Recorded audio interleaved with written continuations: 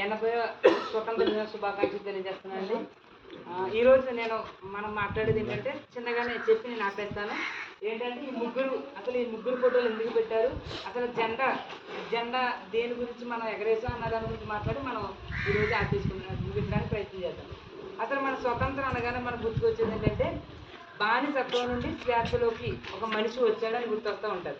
అంటే ఇది 1947 ఆగస్టు 15వ తారీఖున ఇది మనం జరుపుకుంటూ ఉంటాం.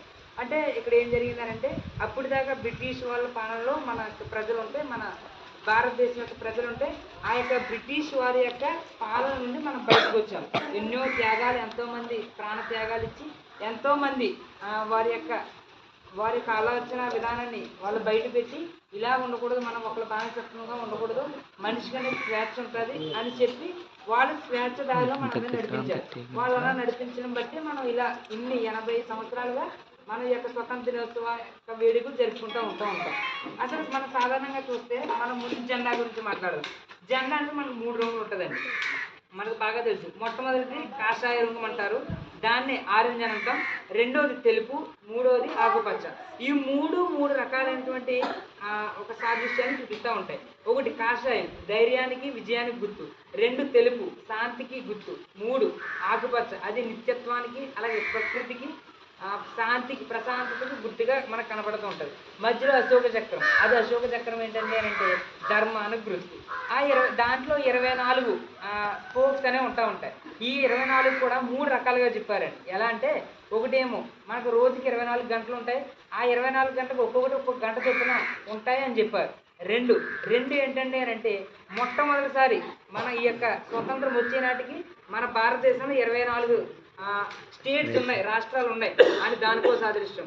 ఇంకొకటి 24 ఎందుకు ఉన్నాయంటే 24 ధర్మ సూక్తులు చెప్తాయి అని 24 స్పోక్స్ అనేవి ఊసలు, మన చక్రంలో ఎలా అయితే ఊసలు ఉంటాయో అదేవిధంగా అశోక చక్రంలో కూడా 24 స్పోక్స్ అనేవి ఉంటాయి. ఇది జెండా గురించి. మీరు బాగా గమనించినట్లయితే జెండా లాగినప్పుడు ఒకటి జరిగింది. ఏంటంటే జెండాని కింద నుంచి పైకి లాగారు.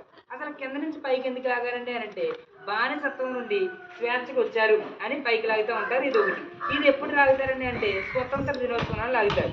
మరి గణతంత్రం రోజు ఏం చేస్తారండి అంటే జెండా పైనే ఉంటుంది, పైనుంచే లాగుతూ ఉంటారు.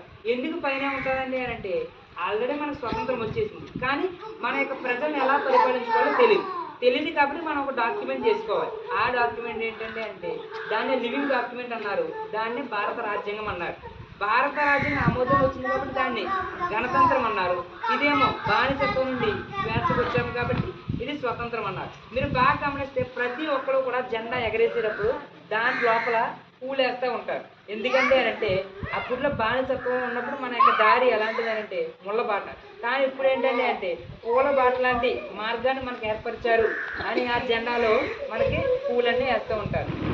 ఇక్కడ మనం మాట్లాడుకునే విషయం ఏంటంటే ఈరోజు ఢిల్లీలో రెడ్ ఫోర్ట్లో ఎవరు ఎగరేస్తారంటే ప్రైమ్ మినిస్టర్ అనేది మొట్టమొదటిసారిగా జెండాని ఎగరేస్తూ ఉంటారు.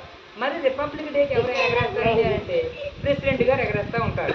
ఇది ఎందుకు చెప్పానండి అంటే మొట్టమొదటిగా ఇక్కడ ఒక వ్యక్తి ఉన్నారు, ఆయన జవహర్లాల్ నెహ్రూ గారు.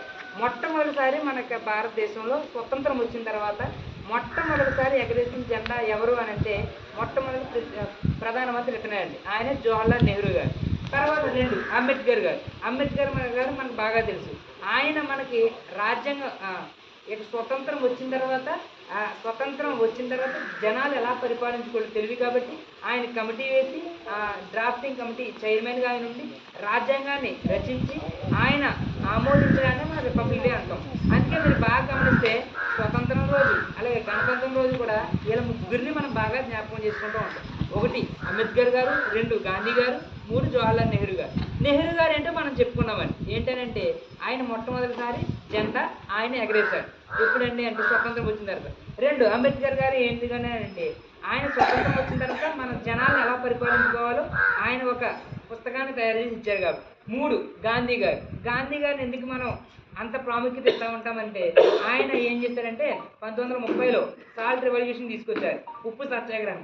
తర్వాత 1942లో ఏం తీసుకొచ్చారంటే క్విట్ ఇండియా మూమెంట్ తీసుకొచ్చారు.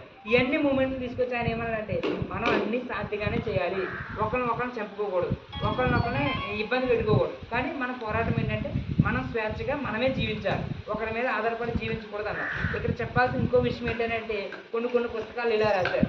గాంధీ గారిని ఎలా తీసుకున్నారంటే మెస్సయ్య అన్నారు, కానీ కొంతమంది అది తప్పు అన్నారు, తప్పే. కానీ ఆయన మెస్సయ్య అన్నారు. ఎందుకన్నారంటే ఆయన శాంతిగా ఉన్నాడు, ఈయన అది ఫాలో అవుతున్నాడు అని అన్నికట్ట అన్నారు.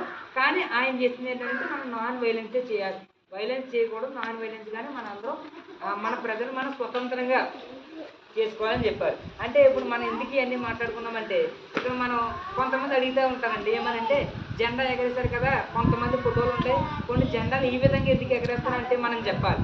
ఏమనంటే మొట్టమొదటి జవహర్లాల్ నెహ్రూ గారు ఆయనే మొట్టమొదటిసారి ఎగరేస్తారు కాబట్టి ఆయన ఫోటోలు పెడతాం.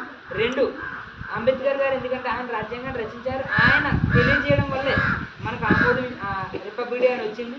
3 గాంధీ గారు ఆయన యొక్క భావజాలను బయటపెట్టారు, ఆ బయట పెట్టడం దాన్ని బట్టే మనకు స్వతంత్రం వచ్చింది అని చెప్తా ఉంటాం. 3 తర్వాత చెప్పుకున్నామండి జెండా ఎలా ఎగరేదో ఖచ్చితంగా మనం తెలుసుకోవాలి. ఎందుకనంటే స్వతంత్రానికి గణతంత్రానికి ఈరోజు చాలామంది కొంతమంది తేడా తెలియదు. ఏమంటారంటే కొంతమంది జెండా పండుగ అంటారు, కొంతమంది స్వతంత్రం అంటారు, స్వతంత్రం రోజే గణతంత్రం కూడా అంటారు. ఎందుకంటే తెలియక, అలా తెలియని వారికి మనం చెప్తా ఉండాలి. అలా చెప్తే వాళ్ళే తెలుసుకుని ఓహో మన తప్పు అలా చేయకూడదు, తప్పు చేయకూడదు, మనం కరెక్ట్గా చేయాలని తెలుసుకుంటూ ఉంటాం. అందుకు ఇప్పుడు మనం ఏం చేయాలంటే మనకు తెలియని వారికి చెప్పాలి. ఏమంటే మనం అప్పట్లో బానిసత్వం ఉండేవాళ్ళం, స్వేచ్ఛలోకి వచ్చాం. ఎందుకు స్వేచ్ఛలోకి వచ్చామంటే ఆ రోజు ఎంతోమంది ప్రాణాలను కూడా లక్ష్య పెట్టకుండా ఎంతో కష్టపడ్డారు. ఆ కష్టపడిన వ్యక్తుల్లో ఒక ముగ్గురిని మనం ఈరోజు చూసాం. ఇంకా ఎంతమంది ఉన్నారు కానీ వాళ్ళు బయటికి కనిపించలేదు. కానీ ఇదంతా ఎందుకు జరిగిందనంటే మనం స్వేచ్ఛగా జీవించడానికి. దాన్నే మన స్వతంత్ర దినోత్సవం ప్రతి ఏడాది ఈరోజు జరుపుకుంటూ ఉంటాం.